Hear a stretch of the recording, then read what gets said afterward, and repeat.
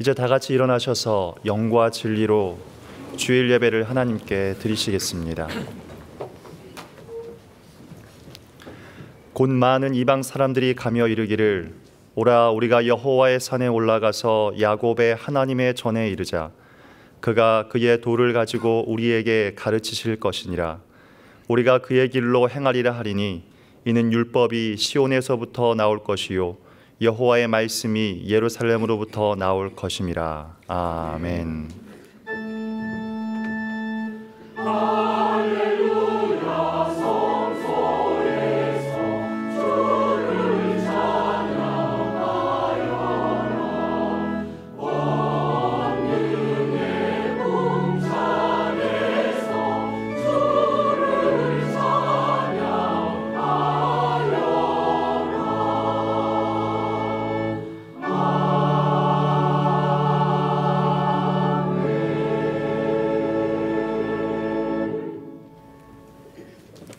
하나님 아버지, 우리가 아직 죄인 되었을 때에 택하여 불러주심으로 주님의 사랑 안에서 믿음의 뿌리를 내리며 믿음의 털을 굳게 하심을 감사드립니다. 우리의 지난 삶과 믿음을 돌아보면 오늘까지의 모든 것이 측량할 수 없는 하나님의 풍성한 은혜요 섭리였음을 고백하지 않을 수 없습니다. 그러나 여전히 내 안에는 하나님을 향한 사랑이 흔들리고 있음을, 믿음의 뿌리가 흔들릴 때가 많음을 발견합니다. 우리의 믿음을 돌아보며 회개하오니 주님의 보혈로 덮어주시고 용서하여 주시옵소서. 이 시간 하나님의 말씀 안에 우리를 온전히 의탁드립니다. 하나님의 말씀으로 우리를 가르치사 주의 길로 행하게 하여 주시옵소서. 오늘의 이 예배가 이 땅에서의 마지막 예배라는 마음으로 드릴 때 우리의 믿음의 뿌리가 가장 깊어지고 그 터가 견고해지는 예배 되게 하여 주시옵소서. 예수님의 이름으로 기도드리며 이제 우리 모두 주님께서 가르쳐 주신 기도를 감히 주님의 이름으로 담대히 드리오니 하늘에 계신 우리 아버지여, 이름이 거룩히 여김을 받으시오며 나라의 임하옵시며 뜻이 하늘에서 이룬 것 같이 땅에서도 이루어지이다. 오늘날 우리에게 일용할 양식을 주옵시고 우리가 우리에게 죄 지은 자를 사하여 준 것 같이 우리 죄를 사하여 주옵시고 우리를 시험에 들게 하지 마옵시고 다만 악에서 구하옵소서. 대개 나라와 권세와 영광이 아버지께 영원히 있사옵나이다. 아멘.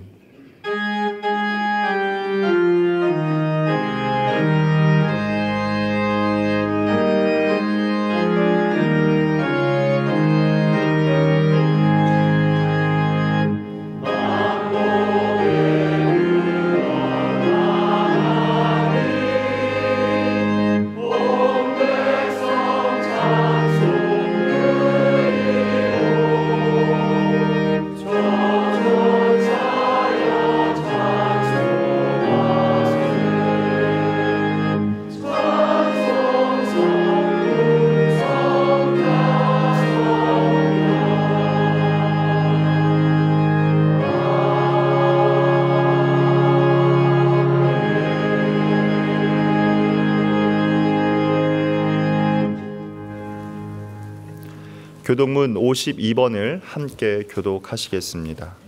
교독문 52번입니다.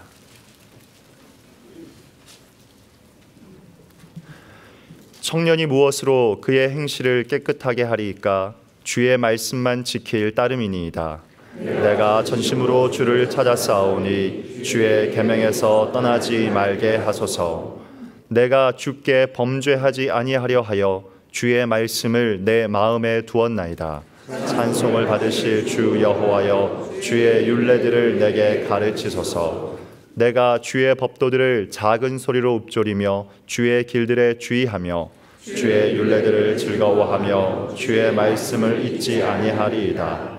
주의 법이 나의 즐거움이 되지 아니하였다면 내가 내 고난 중에 멸망하였으리이다. 내가 주의 법도들을 영원히 잊지 아니하오니 주께서 이것들 때문에 나를 살게 하심이니이다. 나는 주의 것이오니 나를 구원하소서. 내가 주의 법도들만을 찾았나이다. 악인들이 나를 멸하려고 엿보오나 나는 주의 증거들만을 생각하겠나이다. 내가 보니 모든 완전한 것이 다 끝이 있어도 주의 계명들은 심히 넓으니이다. 내가 주의 법을 어찌 그리 사랑하는지요. 내가 그것을 종일 작은 소리로 읊조리나이다. 아멘.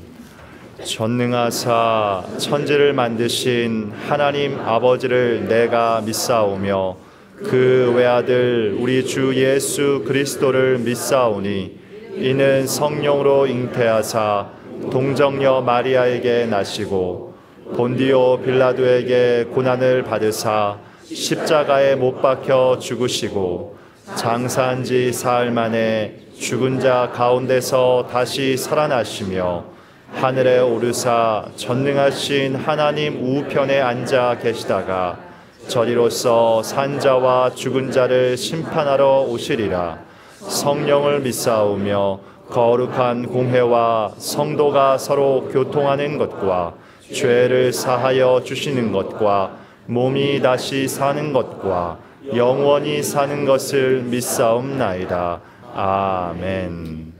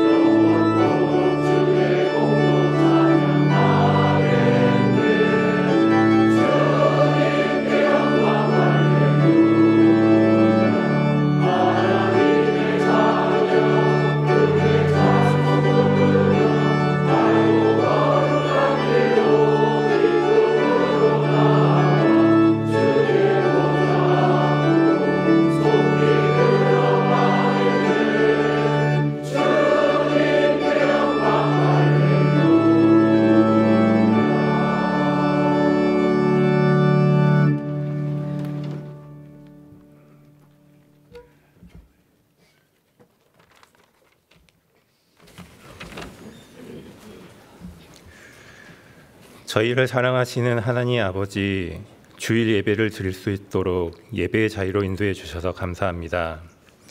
2025년 우리 교회표 잡힌 바 된 그것을 잡으려고를 주셨습니다.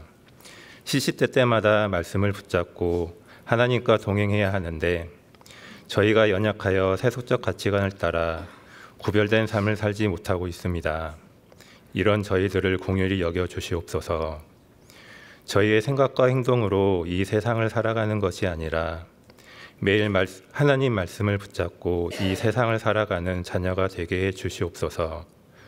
세계 곳곳에 전쟁, 기근, 갈등 등으로 힘들어하는 사람들이 많이 있습니다.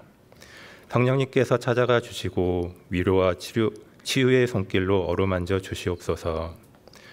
혼란한 우리나라에 새로 선출된 위정자들과 국민들이 각자의 자리에서 자신의 사명을 다하며 지금의 위기를 지혜롭게 헤쳐나갈 수 있기를 간구합니다. 이 예배를 준비하신 봉사자들과 교역자들의 손길을 기억해 주시고 우리 100주년 기념교회가 한국 기독교 200년을 향한 바른 길닫기의 사명을 잘 이어갈 수 있도록 인도하여 주시옵소서. 오늘 저희들에게 말씀을 전하시는 정한주 목사님께 영육간에 강건하게 해주시고 아도나의 성가대의 찬양을 기쁘게 받아주시기를 소망합니다. 우리 주 예수님의 이름으로 기도드립니다. 아멘.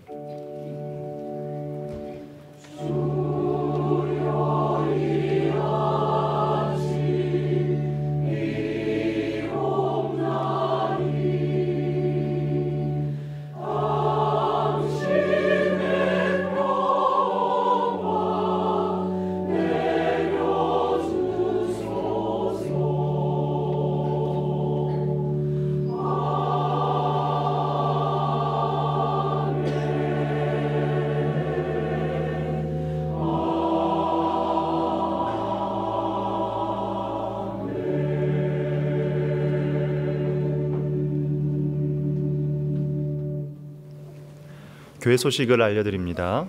교회 창립 20주년 기념 사경회가 7월 14일부터 16일까지 오후 7시 30분에 홍보관 예배실에서 열립니다. 사경회는 더빛교회 김심년 목사님, 곁에 있는 교회 이광희 목사님, 100주년 기념재단 이사장인 김해철 목사님께서 강사로 섬겨주십니다. 누구든지 참여하실 수 있으며 7월 16일 수요 성경 공부는 사경회로 대체됩니다. 교회 창립 20주년 기념 사진전이 7월 6일부터 27일까지 홍보관 친교실 및 지하 1층 계단에서 열립니다. 교회 창립 20주년을 맞아 양화진 문화원이 주최하는 양화진 목요광자의 세 번째 양화진 편지 낭독회가 이번 주 목요일 오후 8시에 열립니다. 현장과 온라인으로 진행되며 누구든지 참여하실 수 있습니다. 순교자 기념관 방문의 날이 이번 주 토요일에 있습니다. 양화진 외국인 선교사묘원과 더불어 우리 교회의 소명지인 한국 기독교 순교자 기념관을 방문하여 순교자의 신앙과 정신을 기억하기 원하시는 분은 홈페이지 신청 및 안내에 수련회 및 각종 행사에서 신청해 주시기 바랍니다. 제57회 세례 입교식 및 성찬식이 7월 23일 수요일 오후 7시 30분에 홍보관 예배실에서 있습니다. 세례 또는 입교를 원하시는 분은 안내에 비치된 신청서를 제출하시거나 홈페이지 신청 및 안내에서 신청해 주시기 바랍니다. 신청자는 2회 교육에 참석해야 하며 새신자반을 이수하신 분은 교육 과정이 면제됩니다. 2030 청년교구 여름수련회 신청을 받습니다. 자세한 내용은 주보를 참고해 주시고 교구에서 보내드린 링크나 홈페이지 신청 및 안내에서 신청해 주시기 바랍니다. 나머지 교회 소식은 주보를 참고해 주시기 바랍니다.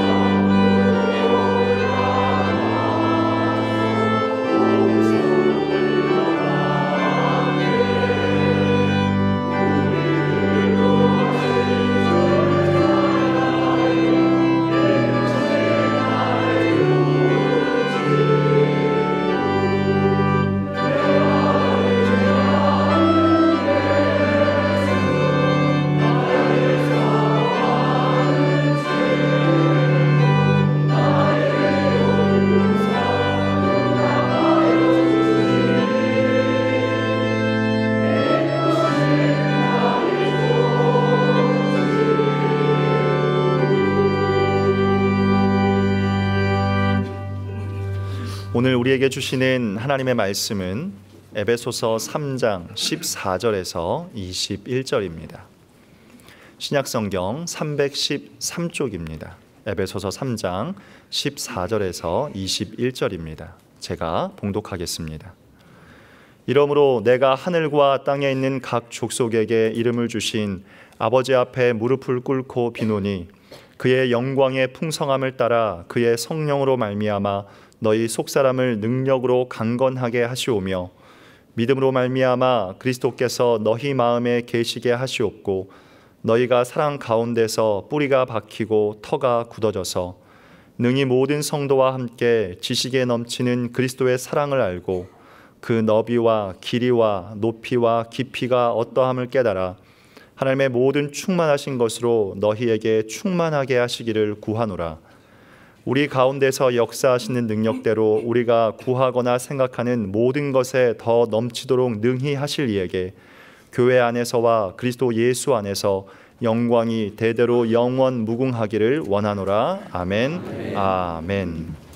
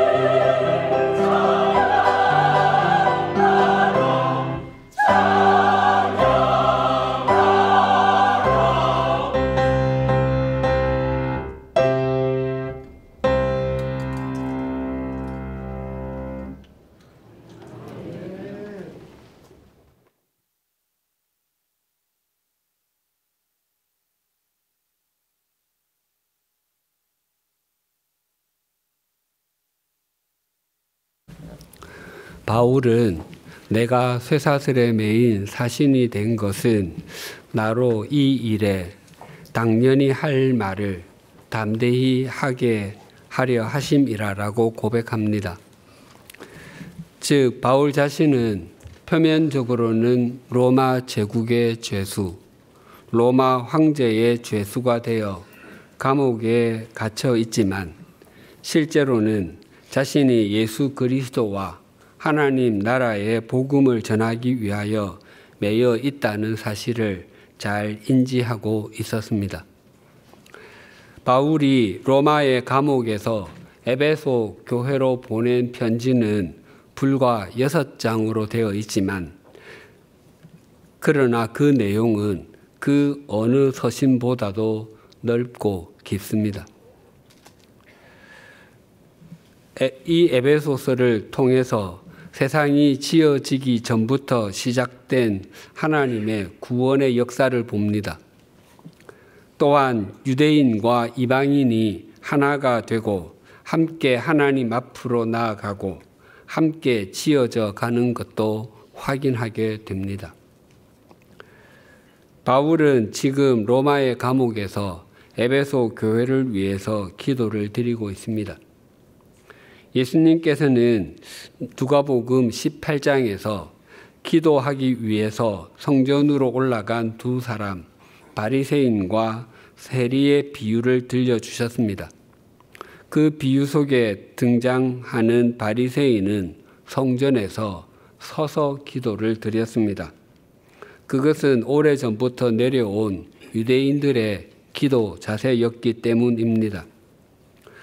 그러나 유대인들은 아주 특별한 순간에 또 하나님의 전적인 도우심을 구할 때 자신의 무능함과 하나님의 전능하심을 고백할 수밖에 없을 때 무릎을 꿇고서 기도를 드렸습니다.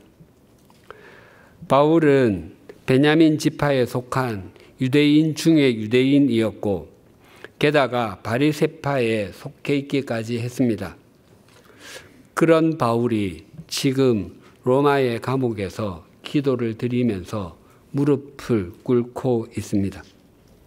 그것은 하나님, 제 힘으로는 이 감옥에서 나갈 수 없으니 제발 당신의 전능하심을 보여주셔서 저를 이곳에서 나가게 해 주십시오라고 간구하기 위함이 아니었습니다. 하나님, 저를 이 감옥에서 당장 나가게 해 주시지 않으셔도 좋습니다. 그러나 재판에서 형량이 최소한으로만 떨어지게 해 주십시오. 아니면 이 감옥에서라도 좀 편하게 지낼 수 있게 해 주십시오라고 자신의 처지를 하소연하기 위함도 아니었습니다. 바울이 무릎을 꿇었던 것은 에베소 교회를 위해서 간구하기 위함이었습니다. 당시 유대인들은 이방인과는 상종하지 않았습니다. 아니, 이방인은 상종할 가치가 없다고 여겼습니다. 그런데 유대인인 바울은 그런 사람들을 위해서 무릎을 꿇고 기도를 드리고 있습니다. 왜냐하면 바울은 그리스도 안에서 유대인과 이방인이 모두 하나님 나라의 시민이 되었고 하나님의 가족이 되었으며 함께 지어져 가는 성전인 것을 알고 있었기 때문입니다. 바울이 무릎을 꿇고 에베소 교회를 위해서 드린 첫 번째 기도 제목은 속사람이 강건해지는 것이었습니다. 속사람이 강건해져야 한다는 것은 모든 사람은 그리스도인이 될 때 속사람이 어린 아이에서부터 시작하고 또한 그 속사람이 자라지 않고 있는 사람도 있다는 의미입니다. 거미라는 가수가 부른 어린 아이라는 노래의 가사 중에 이런 부분이 있습니다. 착한 아이처럼 말만 잘 들으라 해서 시키는 대로 했는데 자꾸 지겨워해. 아무리 떼를 써도 차라리 토라져 봐도 남자가 주는 이별에 항상 울기만 해. 이 노래의 제목 어른 아이를 상담학에서는 성인 아이라고 합니다.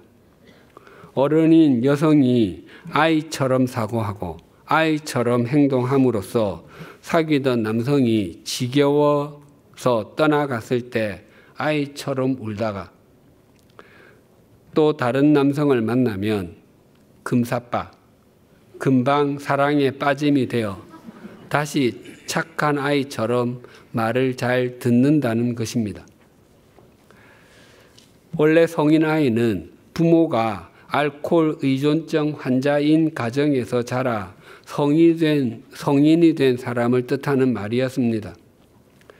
지금은 그 의미가 좀 더 확대되어 부모 갈등, 자녀 방임, 자녀 학대 등이 지속적으로 일어난 역기능의 가정에서 자란 사람이 성인이 된 이후에도 감정적 미성숙, 낮은 자존감, 관계의 어려움 등을 겪는 현상을 설명할 때 사용됩니다. 그래서 성인 아이에 머무는 사람에게서 나타나는 특징은 감정을 인식하거나 표현하는 데 어려움이 있습니다. 타인의 인정에 과도하게 의존하거나 칭찬을 받아도 불편함을 느끼곤 합니다. 지나친 책임감 또는 무책임함 사이에서 균형을 잡지 못합니다. 억눌린 분노, 수치심, 두려움을 자주 경험하기도 합니다. 우리의 믿음 생활에서 우리의 속사람이 자라나지 못하면 영적 성인 아이가 될 수 있습니다. 그래서 하나님 앞에서도 자신을 다 표현하지 못합니다. 사람들의 박수 소리에 지나치게 매이기도 하고 반대로 강한 거부감을 갖기도 합니다. 또한 자기 자신과 자신의 상황을 있는 그대로 수용하여 거기서 하나님을 바라보고 걷지 못하고 지나치게 하나님과 세상을 원망하기도 합니다. 우리의 겉사람은 세월이 지나면서 거의 대부분 어른으로 성장합니다. 그러나 우리의 속사람은 저절로 성장하거나 성숙하지 않습니다. 하나님의 말씀과 기도, 하나님을 목적 삼는 것, 자신의 전 인생이 하나님의 인도하심 속에 있는 것을 중심으로 수용하는 것을 통해서 속사람이 강건해집니다. 바울이 무릎을 꿇고 에베소 교회를 위해서 드린 두 번째 기도 제목은 그리스도께서 마음에 계시게 하는 것이었습니다. 가진 것이 많은 부모로부터 자녀가 다양한 경험을 누리는 것도 좋은 일이지만 그것보다 훨씬 더 좋은 것은 신앙적이고 인격적인 부모와 함께 사는 것입니다. 만약 가진 것이 굉장히 많은 부모라고 할지라도 비인격적이고 세속적이며 눈에 보이는 결과만을 지나치게 강요한다면 자녀는 그 삶에 숨이 막혀 할 것입니다. 반면에 가진 것이 많지 않아도 부모가 신앙적이고 인격적이어서 자녀와 친밀한 관계를 유지한다면 그 가정은 작은 하나님의 나라가 될 것입니다. 우리가 주님께 무엇인가를 간구하면 우리가 간구한 그대로 또는 우리가 간구한 것은 아닐지라도 다른 것으로 주님께로부터 응답받는 경험을 하는 것은 참 귀하고 좋은 일입니다. 그러나 그것은 그리스도께서 우리 마음에 계시고 우리가 그리스도 안에 있어서 우리가 주님과 친밀하게 지내는 것과는 어깨를 견줄 수 없습니다. 만약 그리스도께서 우리의 마음에 계시는 것보다 그리스도께로부터 무엇인가를 받는 것을 더 좋아한다면 우리의 믿음은 이미 곪고 있는 것입니다.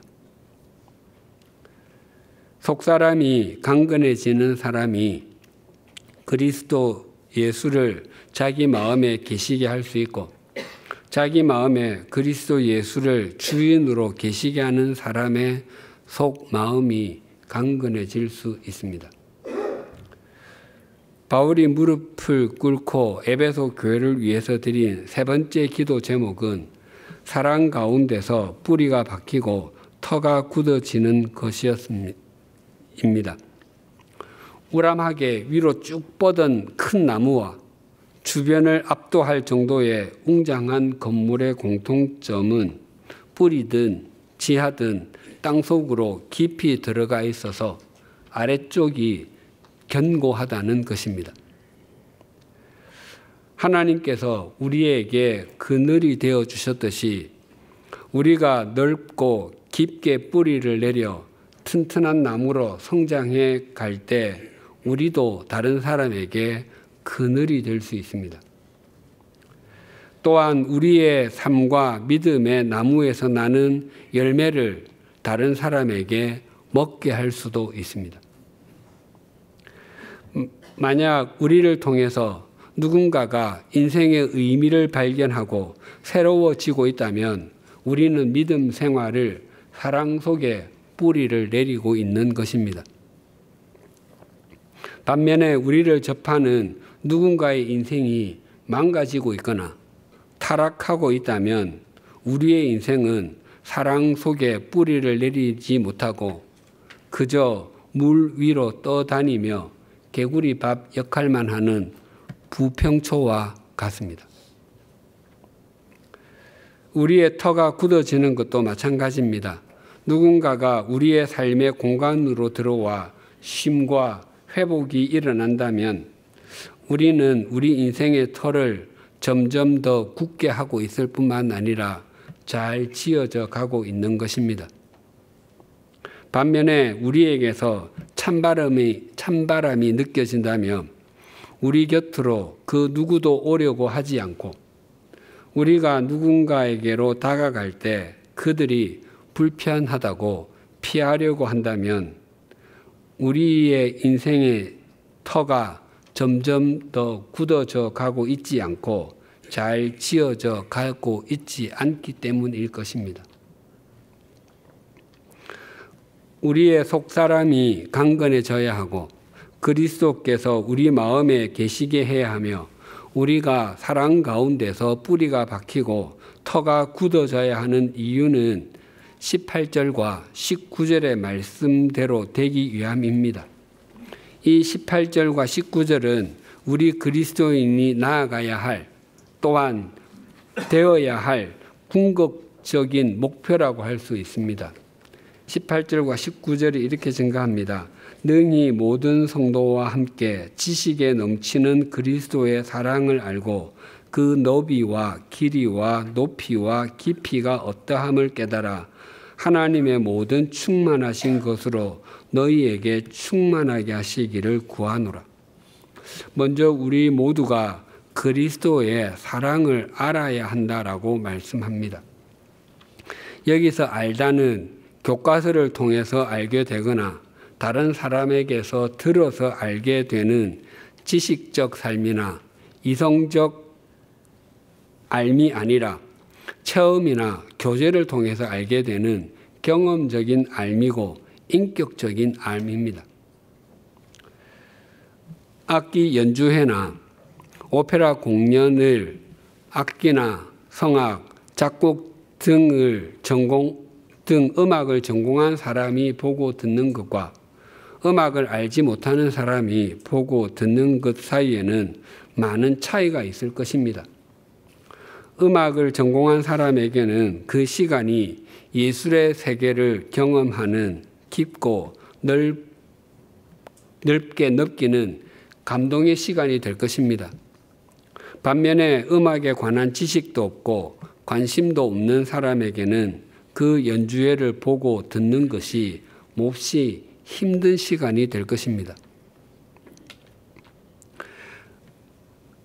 그가 그 자리에 있는 이유는 단 한 가지. 자기 배우자나 자기 이성 친구에게 잘 보이기 위함입니다. 그런 사람에게 그 음악회에서 최고의 목표는 끝까지 졸지 않는 것입니다.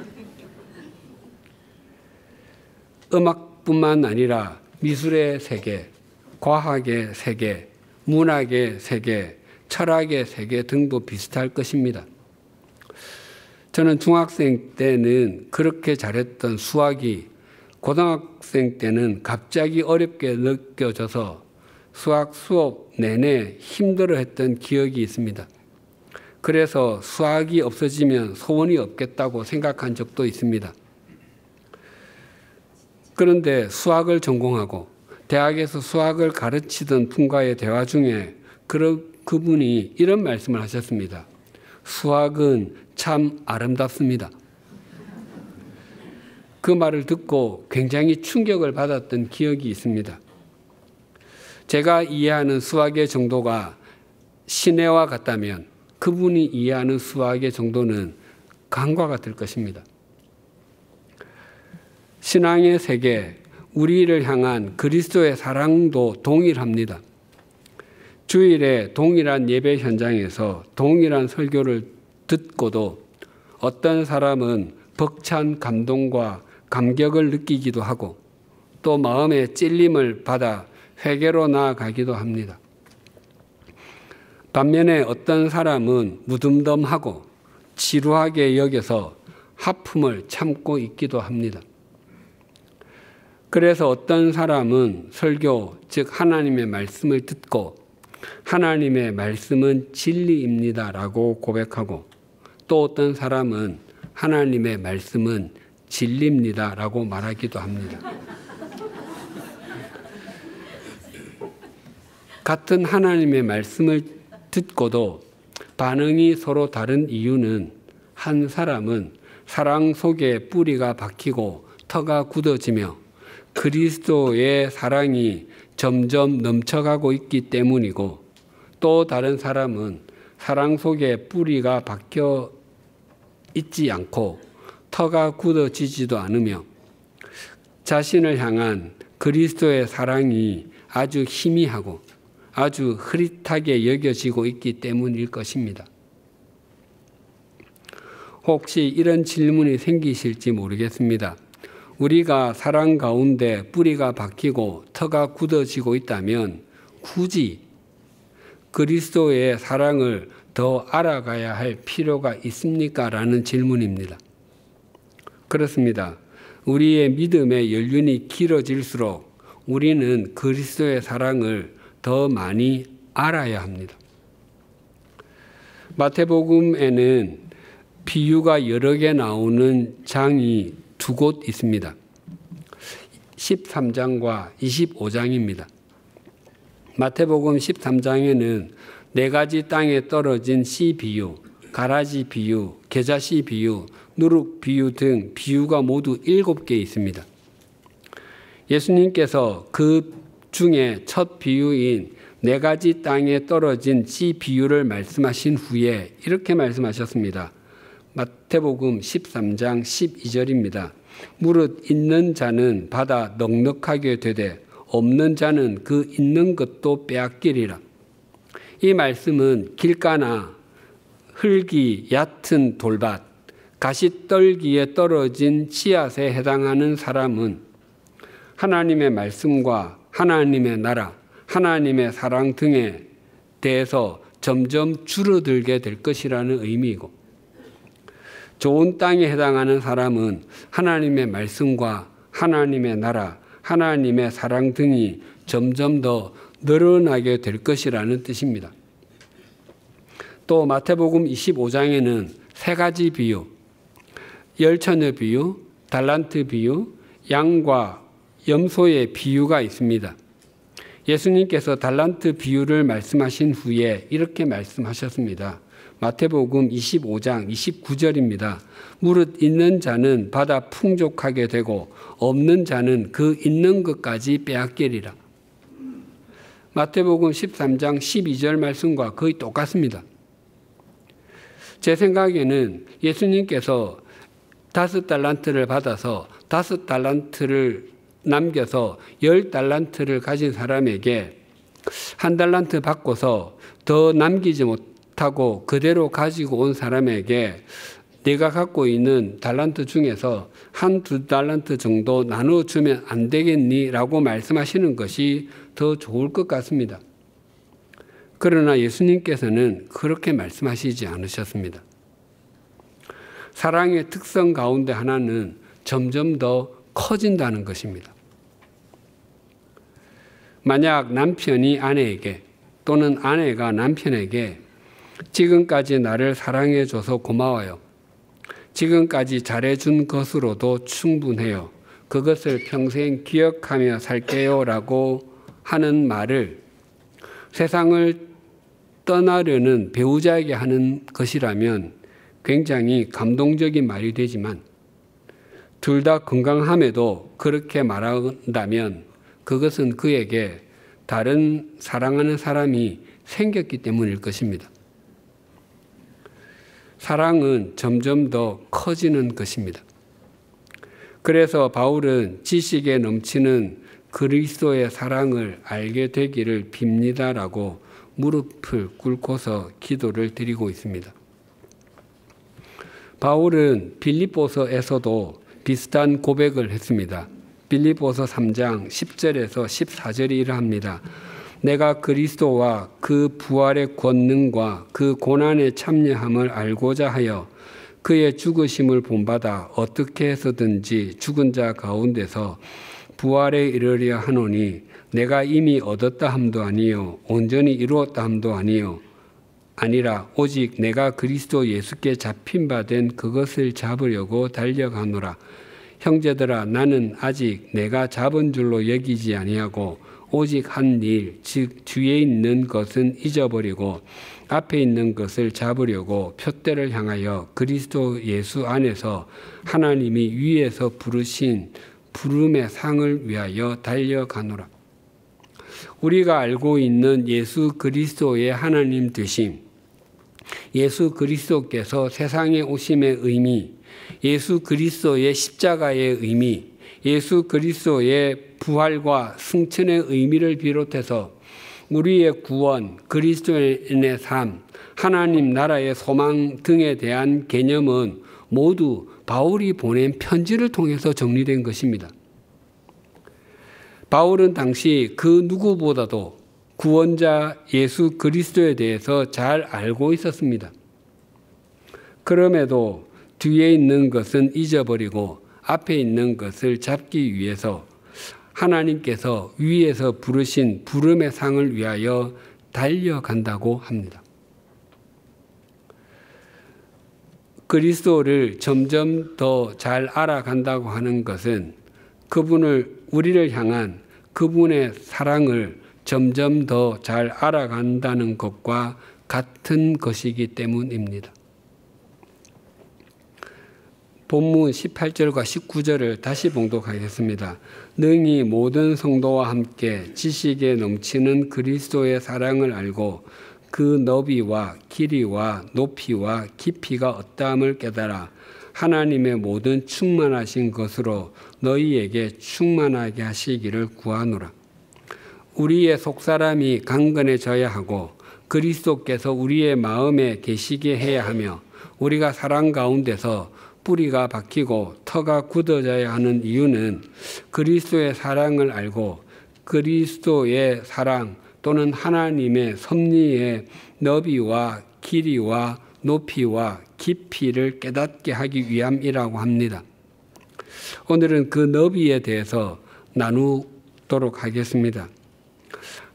그리스도의 사랑과 하나님의 섭리의 너비는 사랑의 포용성 또는 하나님의 사랑의 대상에는 예외가 없음이라고 할 수 있습니다. 신약 성경에서 가장 잘 알려진 말씀은 요한복음 3장 16절일 것입니다. 하나님이 세상을 이처럼 사랑하사 독생자를 주셨으니 이는 그를 믿는 자마다 멸망하지 않고 영생을 얻게 하려 하심이라. 하나님께서 세상을 사랑하시는데 동서고금을 막론하고 그 대상에서 제외가 되는 사람은 아무도 없습니다. 예수 그리스도가 하나님께서 보내신 독생자이심을 믿고 그분의 십자가 지심이 자신의 죄를 영원히 속해 주시고 하나님 나라의 시민이 되게 해 주시기 위함이며 진노의 자녀에서 하나님의 자녀로 삼아 주시기 위함임을 믿는 사람은 누구든지 영원한 생명을 얻는다고 약속하십니다. 또 예수님께서 이렇게 말씀하셨습니다. 마태복음 11장 28절입니다. 수고하고 무거운 짐진 자들아 다 내게로 오라. 내가 너희를 쉬게 하리라. 예수님께서는 수고하고 무거운 짐을 진 사람들은 다 내게로 오라고 말씀하셨습니다. 그 어떤 조건도 달지 않으셨습니다. 억만장자만 박사 학위를 가진 사람만, 100m를 10초 안에 달릴 수 있는 사람만 오라고 조건을 걸지 않으셨습니다. 또한 특정한 피부색을 가진 사람만, 특정한 혈액형을 가진 사람만, 특정한 지역에 사는 사람만 오라고도 조건을 걸지 않으셨습니다. 주님께서 아무런 조건을 걸지 않으셨기 때문에 우리처럼 작고 연약한 사람도, 우리가 보기에도 형편없는 존재도 주님 앞에 있을 수 있게 되었습니다. 특별히 이 말씀, 수고하고 무거운 짐진 자들아 다 내게로 오라는 명령문으로 되어 있습니다. 모든 명령문에는 화자의 의지가 담겨 있습니다. 주님께서는 당신께 나아오는 사람에게는 반드시 쉼을 주시겠다고 약속하고 계시는 것입니다. 또 요한계시록 7장 9절과 10절은 이렇게 말씀합니다. 이 일 후에 내가 보니 각 나라와 족속과 백성과 방언에서 아무도 능히 셀 수 없는 큰 무리가 나와 흰옷을 입고 손에 종려 가지를 들고 보좌 앞과 어린 양 앞에 서서 큰 소리로 외쳐 이르되 구원하심이 보좌에 앉으신 우리 하나님과 어린 양에게 있도다 하니, 하나님 나라에는 셀 수 없는 큰 무리가 흰옷을 입고 종려나무 가지를 들고서 구원하심이 보좌에 앉으신 우리 하나님과 어린 양에게 있습니다라고 노래를 부른다고 합니다. 하나님께서 아브라함을 부르실 때 내 자손이 하늘의 별과 같고 바다의 모래와 같을 것이라고 하셨습니다. 우주에 별이 몇 개나 있는지 아는 사람은 아무도 없습니다. 정답은 셀 수 없습니다 일 것입니다. 아주 큰 숫자를 표현하는 단어 중에 항하사가 있습니다. 이 숫자의 의미는 인도 겐지스 강의 모래 알갱이의 숫자라는 의미로 1 뒤에 0이 52개나 붙습니다. 우리의 상상을 초월하는 숫자입니다. 겐지스 강의 모래 알갱이를 다 세지 못한다면 바다의 모래는 더 말할 필요도 없습니다. 역시 셀 수 없습니다 일 것입니다. 찬송가 305장 나 같은 죄인 살리신 이의 작사자인 존 뉴턴이 임종 전에 남긴 유명한 말을 들어보셨을 것입니다. 그분은 젊은 시절에는 노예 상인이었고 회심한 후에는 목회자가 되었습니다. 마지막 날에는 아주 놀랄 일이 3가지 있을 것입니다. 첫째는 우리가 전혀 예상하지 않았던 사람들이 거기에 그리스도와 함께 있을 것입니다. 둘째는 우리가 거기 있을 것이라고 여겼던 사람들이 거기에 없을 것인데 그것은 우리가 모든 것을 판단할 수 없다는 것을 상기시켜 줍니다. 무엇보다도 가장 놀라운 것은 셋째인데 존 뉴턴이라고 불리는 늙은 노예가 하나님의 은혜로 거기에 있을 것이라는 것입니다. 저는 이 고백에서 첫째와 셋째는 완전히 동의하지만 둘째에는 물음표가 생깁니다. 적지 않은 그리스도인이 생각하기를 천국 문 앞에서 입구 컷을 당하는 사람들이 많을 것으로 생각합니다. 그래서 나도 천국 문 앞에서 입구 컷을 당하면 어떡하지라고 생각하곤 합니다. 그러나 만약 하나님께서 그렇게 하실 것이었으면 이미 우리를 버리셨을 것입니다. 사람들은 예수님께서 말씀하신 좁은 문으로 들어가라라는 말씀으로 인해서 그렇게 생각하곤 합니다. 그러나 그 말씀의 의미는 세속적 가치관을 가지고서는 또한 세상적 방법으로서는 그리스도인의 길을 갈 수 없기 때문에 하신 말씀입니다. 그러나 하나님 나라의 문은 결코 좁지 않습니다. 하나님은 우리가 생각하는 것보다 훨씬 더 풍성하신 분이시고 우리가 생각하는 것보다 훨씬 더 자비하신 분이십니다. 우리가 오늘 이 예배의 자리에 있을 수 있게 된 것은 하나님께서 우리에게 너비의 은총을 베풀어 주셨기 때문입니다.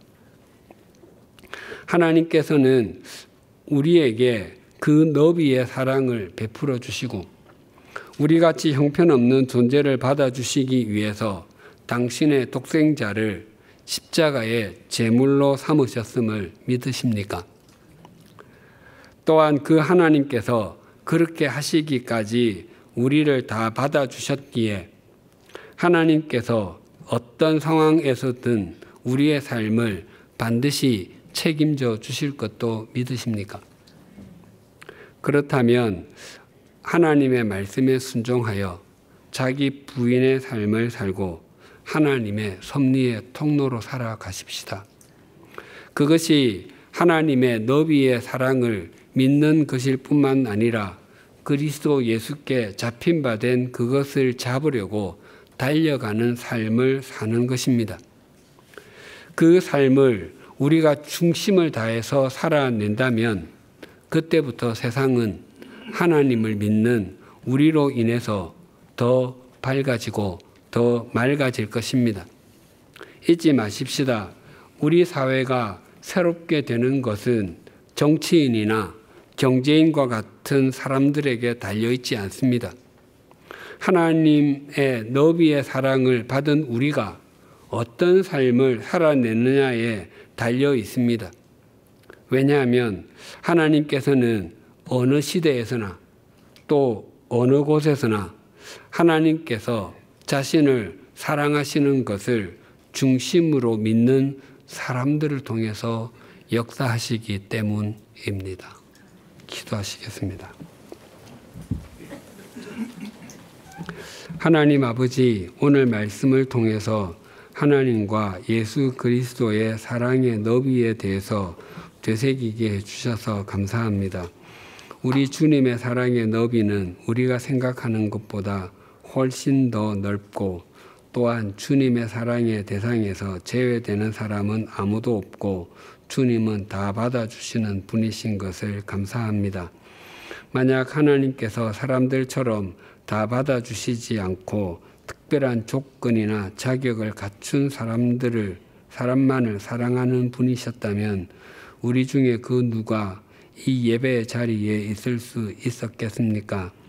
그러나 하나님께서 인간의 외모를 보지 않고 다 받아주시는 하나님이시요 수고하고 무거운 짐진 자들은 다 내게로 오라라고 품어주시는 하나님이시기에 독생자를 십자가의 제물로 삼으시기까지 우리같이 연약하고 형편없는 사람도 다 받아주시고 또 책임져 주심을 진심으로 감사드립니다. 우리 모두가 그 너비의 사랑을 덧입고 우리에게 주어진 삶의 자리에서 하나님의 말씀에 순종하고 자기를 부인함으로 하나님의 섭리의 통로로 살아가게 하여 주시옵소서. 우리가 진정으로 주님께 잡힌 바 된 그것을 잡으려고 달려가는 삶을 신실하게 살아냄으로 인해 우리 사회가 더 밝아지고 더 맑아지게 하여 주시옵소서. 세상의 창조자이시고 섭리자이신 하나님의 사랑을 입은 우리가 어떤 삶을 살아내느냐에 따라 우리의 가정과 일터는 물론이고 이 나라의 미래가 달라지게 됨을 마음판에 깊이 새기게 하여 주시옵소서. 예수님의 이름으로 기도드립니다. 아멘.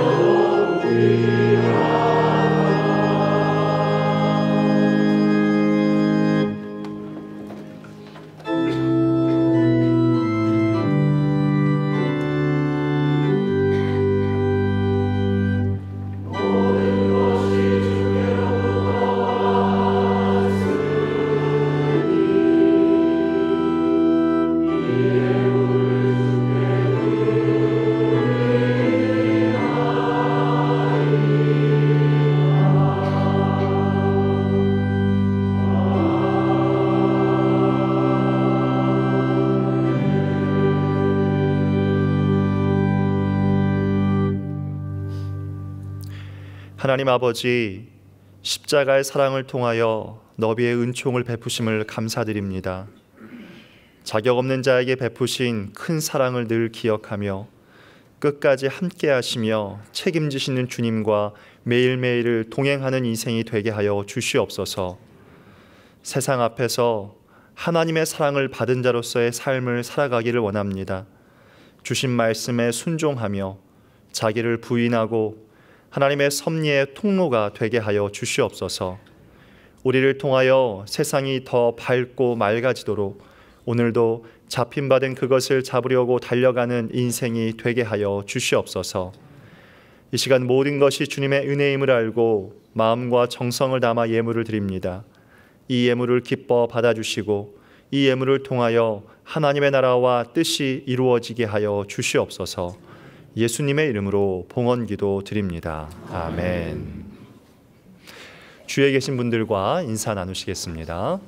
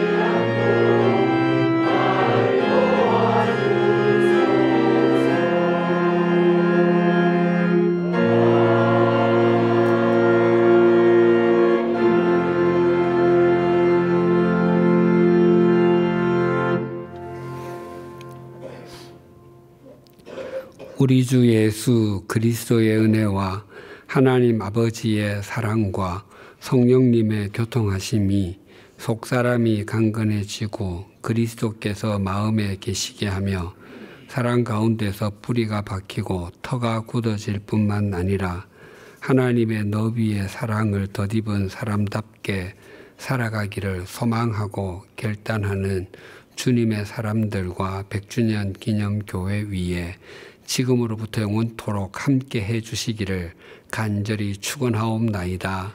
아멘.